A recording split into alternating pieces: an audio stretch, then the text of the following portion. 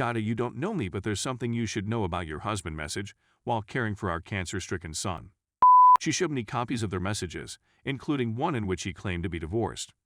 He allegedly had an affair with her for 2 months before she discovered he was married. Our 4-year-old son has been undergoing therapy for 5 months.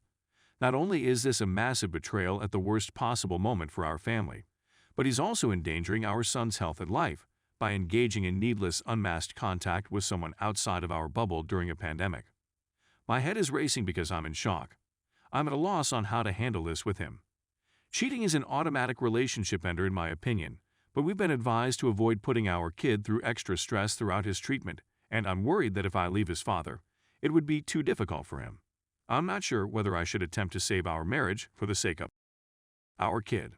Update: while he was at work, I requested the lady he was cheating with to contact him to terminate their affair, and I texted him to let him know we needed to talk when he came home. I was being a jerk, but I wanted to make him sweat.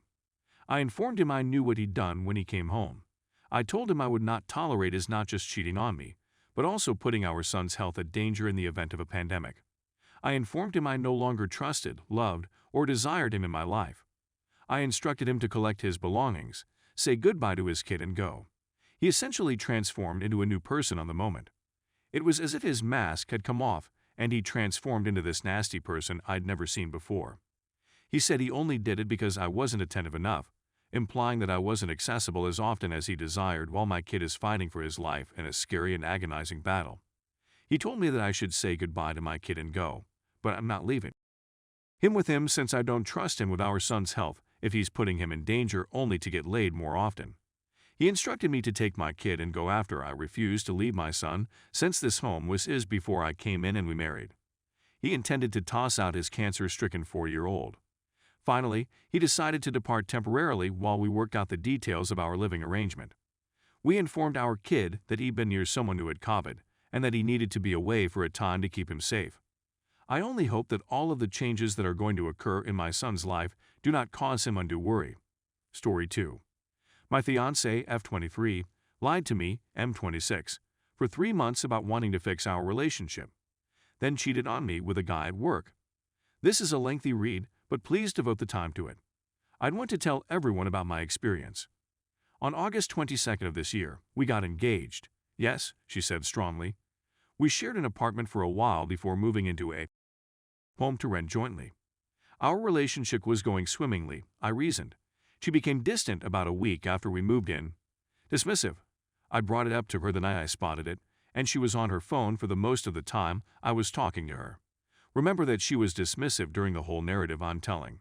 Let's fast forward a few weeks. We had planned to celebrate her birthday by going out to eat. It wasn't yet her birthday. Just a little early celebration. I wasn't pleased at the time since we were experiencing troubles, work was challenging, and we had to put down a cat. That evening, our friends saw that I was depressed. It was here and I on the way to the next location. Get over it, she said. Just be glad for me, since this is my last weekend to celebrate my birthday. That night, she became so inebriated that she required medical assistance, and I had to call an ambulance. She eventually told me I was stupid for doing it, and that I didn't have to. Her home state is Ohio. We used to go there a lot to see her relatives. When we went that weekend, she was dismissive once again. She wasn't saying anything to me, and she wasn't really touching. The final night we were there, I burst into tears. I was afraid she was going to abandon me. When she noticed me sobbing, she quickly remarked, "We need a break," and later that night, she informed me she's going back to Ohio to be closer to her family. This Ohio thing would be a recurring motif for her, and she intended to return with or without me. We never stopped working. We said that we need the services of a therapist.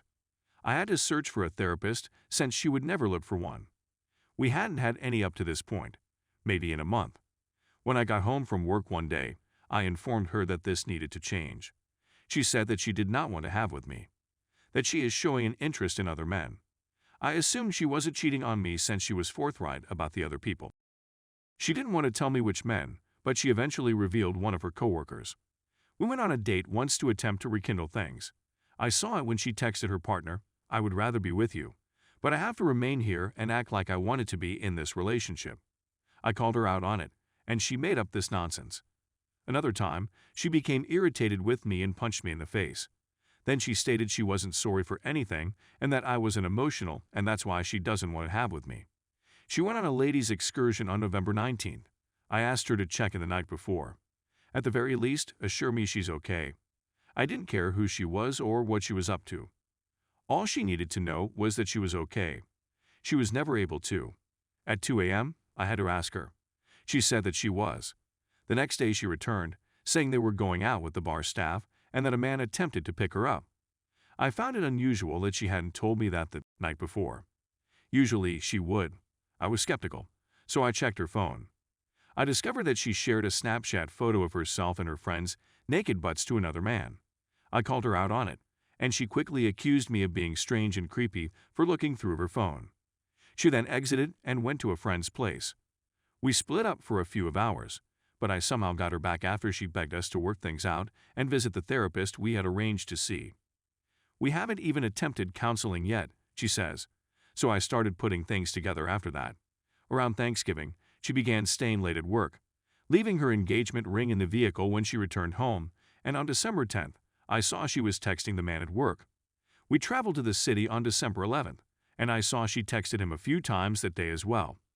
I was irritated. So I brought up all the red flags I had observed the following day, and she exclaimed, "Oh my, I'm so sorry when you put it all like that, it sounds dreadful." This was a dialogue in which she became defensive at first, then not, then again. She said that they only chatted about work. As a result, I requested to read the texts. "Trust me, if you read those, I know how it feels," she remarked. "You'll be enraged." We had planned to have a game night and spend time together later that night. We were playing games when she glanced at her phone a few of times. She then decided she didn't want to play games anymore. She was exhausted. We sat in bed so I could watch television, and she sat perpendicular to me. I saw her feverishly swiping through her phone, and I knew she was hunting for images.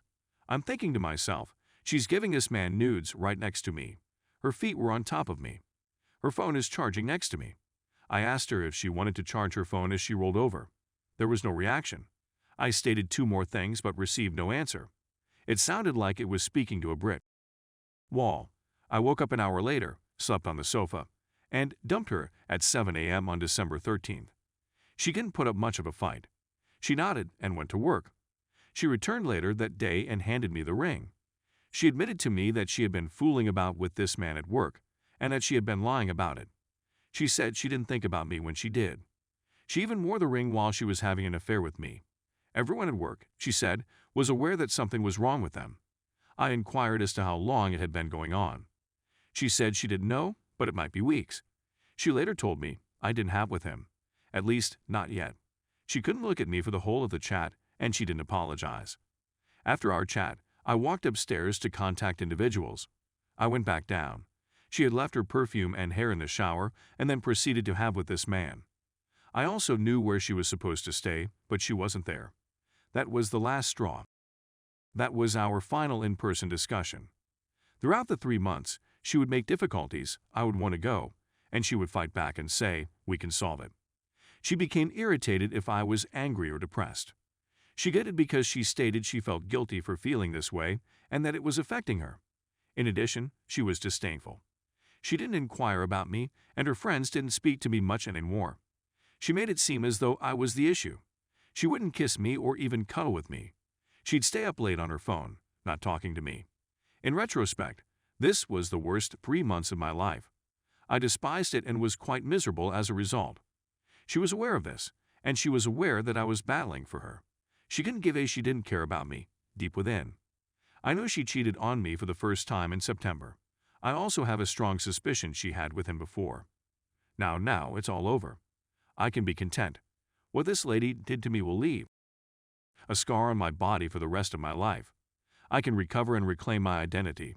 I'm furious, upset, and puzzled as of today's post.